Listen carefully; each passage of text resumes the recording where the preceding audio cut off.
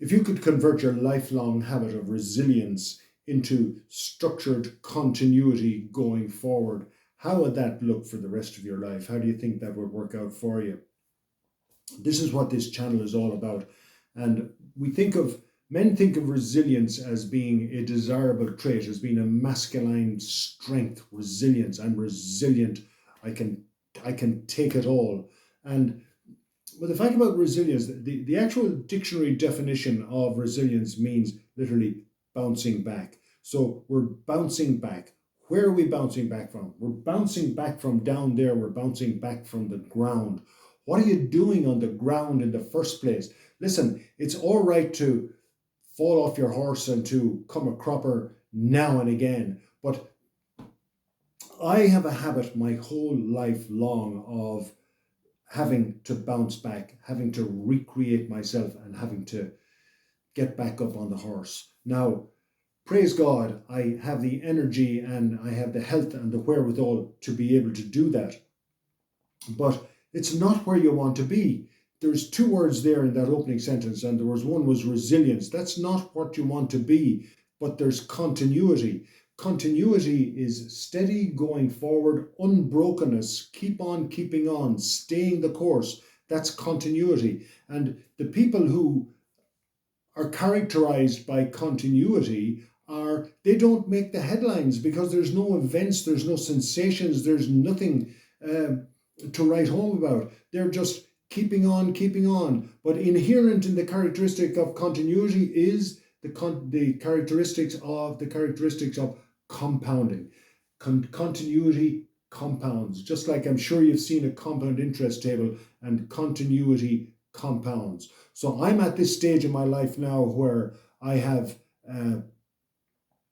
want to be able to, going forward into the future, I want to be able to stay the course uninterrupted. I want to put in place, and I am putting in place, tactics and strategies and contingency plans for the unexpected that will keep me on course and that will get me there at the end of the day.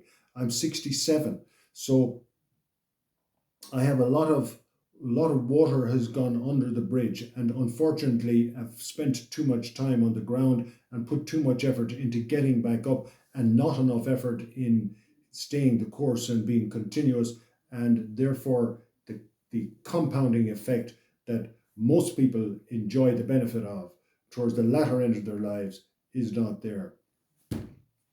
Now, while I was looking into all this, I came across the story of Hercules from ancient Greek mythology. Now, I never studied ancient Greek mythology or anything like that, just in case you got any ideas. But I came across the story of Hercules, and Hercules, from a young boy, he was hounded and he was pursued by this wicked queen.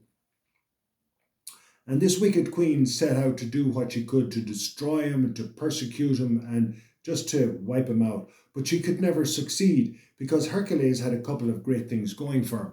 And what he had going for him, number one, obviously he had what we all think of nowadays as this colossal, massive personal strength. So whatever it was that the queen would throw at Hercules, he was able to, with his strength and so forth, he could mitigate it, or he could offset it, or he could somehow or other he could survive.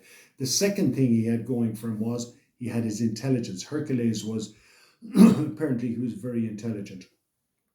So when the queen was trying to plot and scheme against him, Hercules was able to, he had the wherewithal to be able to duck and dive and bob and weave and ultimately not be destroyed by her. And the third thing he had was he had emotional intelligence.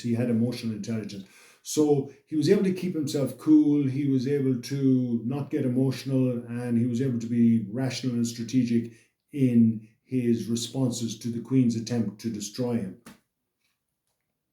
However, it all got too much for him. And sadly, he committed a terrible crime, and there was nothing for it only to be he had to serve time.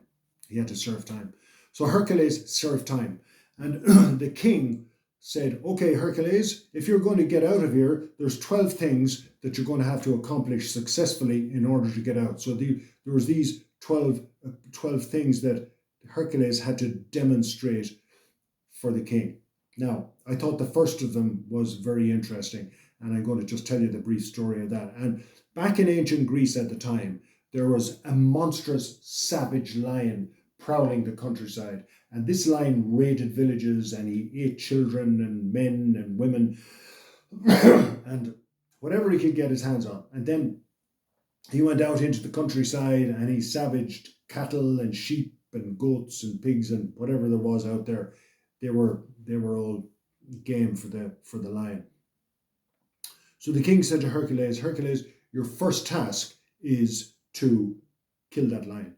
So Hercules said, okay, no problem. And off he went. And he gathered whatever weapons he could, spears, bows and arrows, axes, and whatever else they might have had at the time. And he set about to kill the lion. But he soon discovered that the lion's skin and the lion's mane and everything, that nothing could get through them and nothing could penetrate the lion's skin. So using conventional methods, the lion couldn't be killed. So Hercules sat down at his desk, so to speak, and he put on his thinking cap and he said, how am I going to kill this lion? And he decided there was only one way to do it, that was to go out and actually strangle the lion with his hands. So he went out and he did that, and he strangled the lion with his hands, and he succeeded. And then he skinned the lion, and he kept the lion, because remember the lion's pelt was impenetrable, so he kept the lion's pelt as a suit of armor for himself. And he satisfied the first of the king's 12 demands. Now, in satisfying the first of the king's 12 demands, he succeeded in doing a number of things.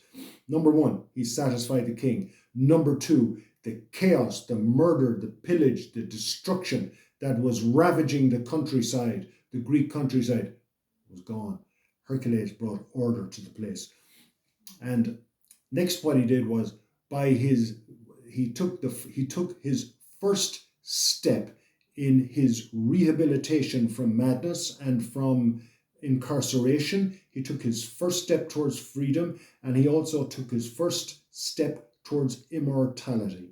Because here we are talking about him thousands of years later. And that's what we're here about in this video, and what we're here about in this channel is about rehabilitating ourselves with strategies, with actions, not with surges of energy, not with emotion, but with plans, and going forward like our consistent brothers and sisters, going forward in bite-sized chunks each and every single day, scoring little victories, compounding the results as we go along, so that at the end of the day we create a legacy for ourselves. And that's what we're in the business of doing. That's what I'm in the business of doing. I've spent too much time trying to get back, falling off the horse and trying to get back up on the horse. Now we're in the business of creating a legacy. And furthermore, let's take it one step further, because what have we got at our disposal? Well, hopefully we have our health, and we have our intelligence, and we have our energy. But what we want to do is we want to tackle that emotional, whatever it is that's in us, that has caused us in the past to fall continuously and to waste an awful lot of time falling and waste an awful lot of time getting back up on the horse. We want to do away with that. And we want to put that into the past. And what we want deliberate action every day. So at our disposal, we have time. So every day we should identify the critical task that we have to achieve in our plan for today.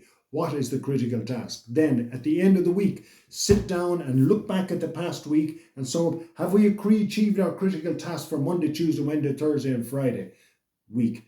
Then look at our monthly target. Look at what is our monthly target, and then look at what is our annual target. And great families and great people don't think in terms of weeks and months and years, but they think generationally.